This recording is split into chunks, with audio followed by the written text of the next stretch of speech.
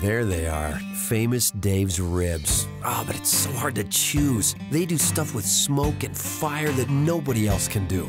This is some award-winning barbecue.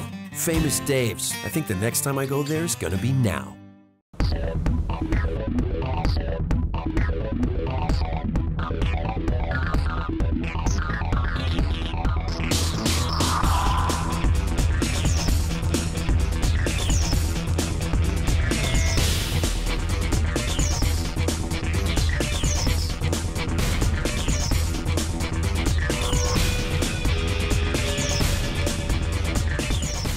Day 4 is in the books here at the 2014 JUCO World Series. It's the JUCO Full Windup presented by Famous Dave's Barbecue alongside Kyle Stanley. I'm Phil Stafford. After a bit of a hiccup, we're finally back to a normal schedule. 4 games on Monday because of the rain, but we are back to that 3-game schedule on Tuesday. The weather looks good for the rest of the week, but 2 teams won't be experiencing that. That's right. We had 2 elimination games today, the very first of which an interesting matchup. 2 coaches, one of which has been here for the first time. The other is inducted into the Hall of Fame this year. Let's see how this one played out.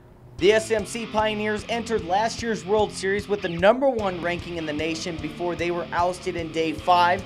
This year, the Pirates of Chap Valley are #1 in the polls, trying to survive Day 4.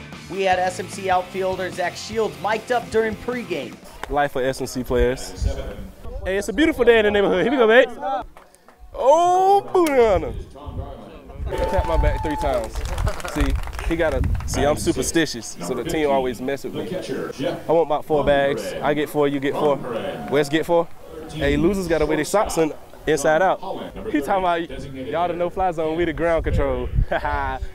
It's all or nothing right here, baby. Got to get that check.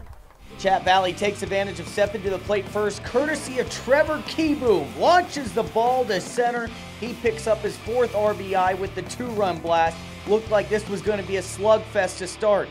But in the bottom of the 2nd, the storyline of the game shifts dramatically. 2 outs on the board, 9-hole hitter Brandon Burris lifts one to center. Should be an out, but J.D. Perry can't secure it. SMC scores 2 runs, and it begins to snowball from there. Still with 2 outs, Collins to Gall. Just a little poke over the wall into the parking lot. That upped the Pioneers' lead to 4 runs.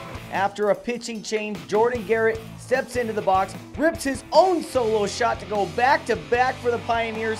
In total, they put up 9 runs on 4 hits and 4 errors with 2 outs in the 2nd inning. The top-ranked Pirates are heading home, 18-3, the final tally. We've come from the loser bracket just about in every tournament we've been in, and we found a way here. Let's find a way to the championship and win it all. Out here, you guys have seen it. If somebody gets some momentum going, sometimes it can really get rolling. And I take my hat off to our guys. Once they got a chance to go for the jugular, they went for it. Coach Thomas has been doing this a long time, and goodness, I mean, he's put together teams just like this. And to be one of those teams that actually makes it out here and gets that first ring for him back home in the state championship. I mean, that's big for us. What you see is what you get. It doesn't matter if we were in Grand Junction, Colorado, or back in Phoenix City, Alabama. You got a bunch of country boy rednecks that enjoy playing baseball and having fun with each other, and they're just good old kids. Our 2nd elimination game was between Midland and Columbia State. Midland trying to get a little mojo going before the game, listening to Caleb Kodecker. We got the magic cup.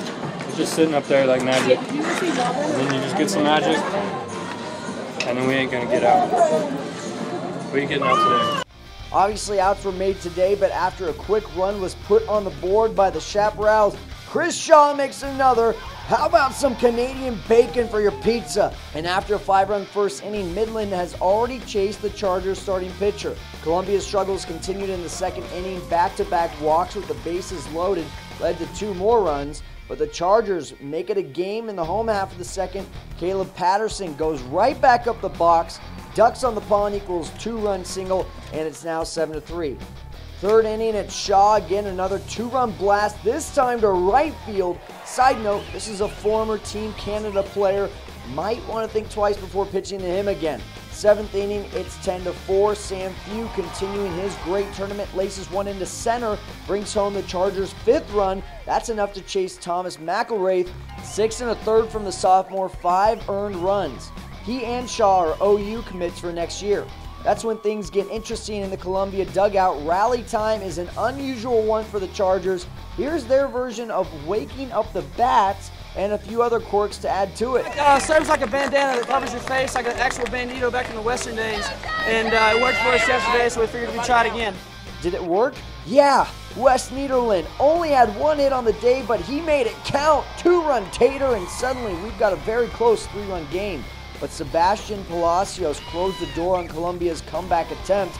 The Chaparrals advance with a 10-7 win. We always play with a chip on our shoulders when we're about to be eliminated, and that's what we've been doing for the last 6 weeks of the season. That's what we're going to continue to do. Being here is a blessing in the first place, and just the fact that we got this far into the tournament alone is enough for, you know, a lifetime of memories. It's just been great. I'm proud of you. I wouldn't want to make that ride with anyone else. Okay? Again, whether it's hunting season, it all comes to an end. Okay, at some point, and you want to be able to sit back and say, listen, I gave it what I got. The evening game pitted the Shark Attack of Miami-Dade against the Buccaneers of Blinn College. This is Miami's second game of the tourney. A victory in this contest means a national championship is potentially just 2 wins away. First things first, it's Mario Amaral going up the middle. Jose Gomez busting around third, heading for home. RBI single for Amaral gives the Sharks a 2-run lead at the bottom of the first. Sharks coach Danny Price calling for more, and Armando Alvarez, he was listening. It's a 2-hopper to the wall in center. Davey Palmero comes all the way home from first. Tracking right behind him into third is Alvarez, who was 2 for 3 with a walk and 2 runs on Tuesday. The scoring continues in the second. On the 11th pitch of his at-bat, Nicholas Bateman hammers one to dead center, takes a backward hop off the wall. Darren Seferina is in easily, but look who's heading home right behind him. Bateman slides in for the inside the park 2-run homer. Sharks lead it 7-1 after 2. Now in the 5th, get a look at this. The infield sprinklers come up unexpectedly. The crowd has a good laugh as the players dodge their way out of the water.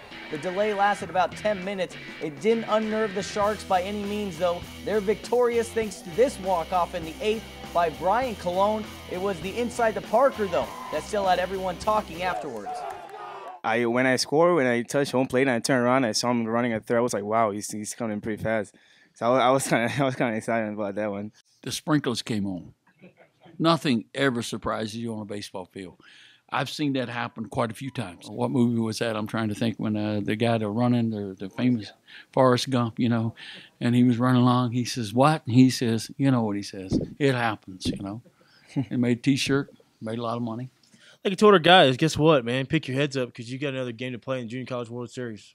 You know what I mean? There could be a whole lot worse things we're doing right now. So, you know, I thought they competed. You know, and their guy did a great job on the mound, and, you know, he just didn't crack. So, hats off to those guys, and we'll do our best tomorrow to stay around.